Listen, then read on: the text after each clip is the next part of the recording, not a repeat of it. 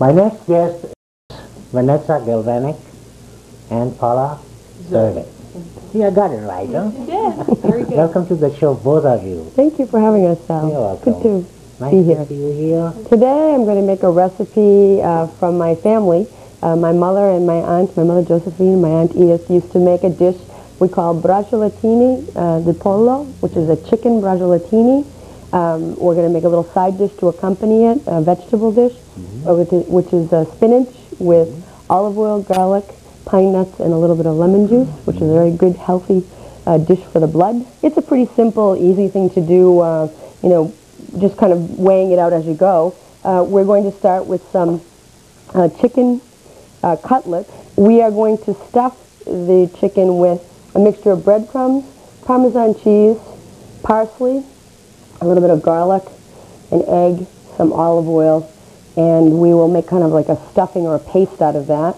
We will also put on top of that a slice of fontina cheese, and this is the real deal from Italy. This is the only real true fontina cheese that is out there. There are copies from other countries, but this is the real stuff. We are also the Parmesan, which I grated freshly, is a Parmigiano Reggiano.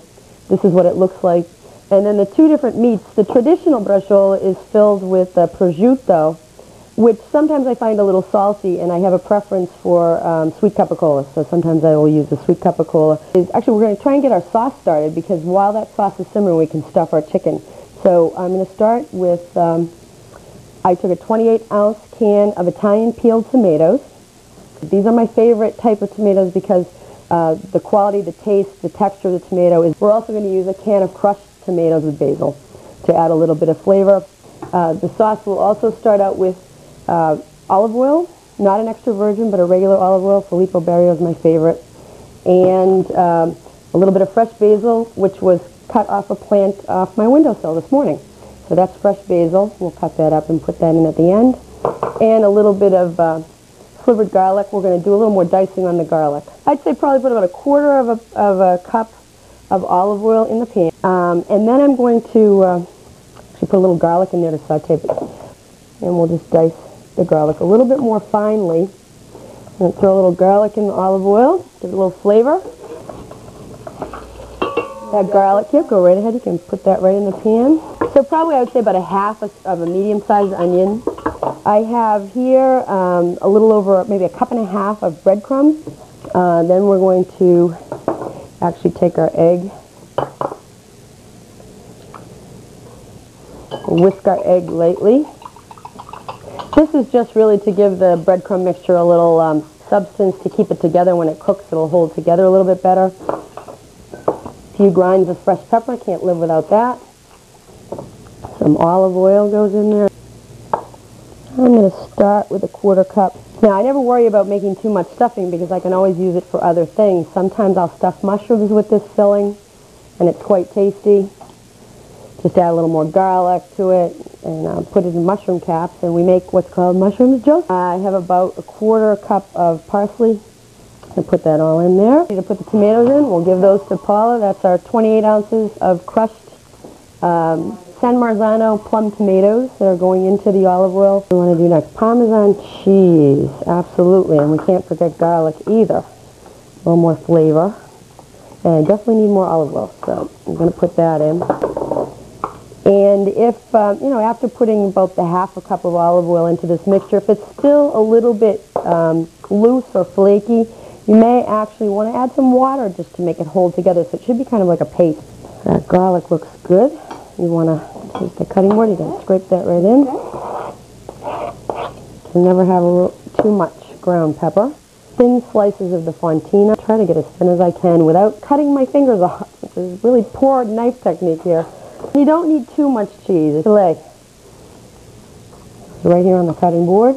To do a little sweet capicola, which happens to be my favorite way to have it. And then we'll take a little bit of our filling, like so. And pretty much just work it with your hands. It's easier to do with your fingers. Trying to get it all rolled up and have everything stay inside while you're cooking. Okay, so Paula's ready with my kite twine, which does double duty as cooking twine. And if the great guys over at the market did this thin enough, it should work. So what I usually do is start in the middle, and I try to wrap it in one direction, and then wrap it around the other direction, and somehow get them to meet in the middle. I can give a nice pull. And if you could put your lovely finger right there like we're tying a package. There is your braciole. Chicken braciole, all tied up in many different kinds of string because we ran out of the kite twine. We're all ready to put those in the pan. We have a nice big skillet here with a few tablespoons of olive oil in it, ready for the chicken. Our sauce is simmering in the back of the stove.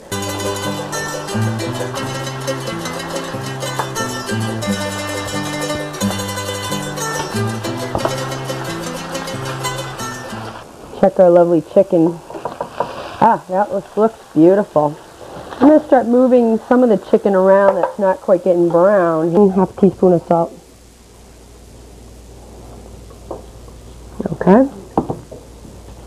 Long stems off the spinach leaves.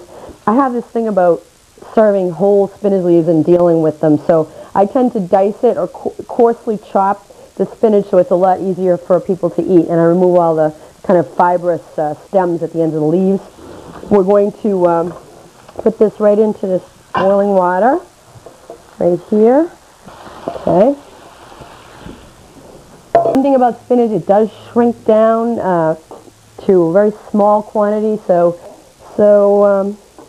I'm just going to cut a few of these leaves very coarsely. Okay, actually let's stir that right into the sauce. Just a couple of lemon wedges ready. Yeah, there we go. Nice little golden brown on the side. For the spinach, it's generally a very garlicky dish. It's just lots of garlic. It just overpowers you. And we do have some red wine, which a little wine goblet for you. Give that a sample. Tell me. We let it breathe for a little while, so hopefully it's reaching its full. Oh, that is excellent. Is it good? Very good. Good suggestion. Yep. We're just taking over garlic chopping duties over there. Good job. In fact, I'm going to go ahead and put the spinach in because it's ready to roll. You still want the garlic? Yes, we do. Absolutely. Get the remainder of the spinach that's stuck in there. Maybe a little bit of salt. Probably about maybe a quarter teaspoon. Okay. Let people, put fresh ground pepper on the spinach as they choose. I usually put a couple grinds, and then leave that up to your guests. Okay, we've got our pine nuts. We'll keep them right here. How's the sauce looking? Looking good. There we go. Got a little escapee piece of basil trying to get out of the pot there. You got to get that back in there. Okay, the chicken's getting close.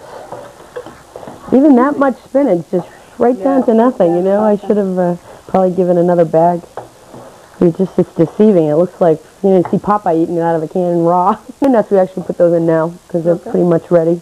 Like I won't even put all of them in because there's not quite enough spinach to hold it. Hey, Paula, I think we forgot something. It's certainly good to cook with, so we'll just wing it. Maybe give it about a little more, a little more. Hey, we're not going to use it for anything else. So just make sure nobody drinks that. We want to stir that up. Okay. And give that a chance to infuse into the sauce. Now we're ready to take our braciole here and cut those nasty strings off so that our guests don't choke on them. And we no longer need them because all that nice filling inside is solidified and cooked. So hopefully, if you're lucky, if you cut one little snip, you should get the whole thing off the first time and it should unravel. And we just get rid of our strings like so. Okay, Paula's taking our spinach pine nut garlic dish out, which we'll put right here for you to see. And I have, actually both of us have taken off all of the string, so we'll do that. Cut a couple of them up. And then that's when all the good stuff inside comes kind of oozing out.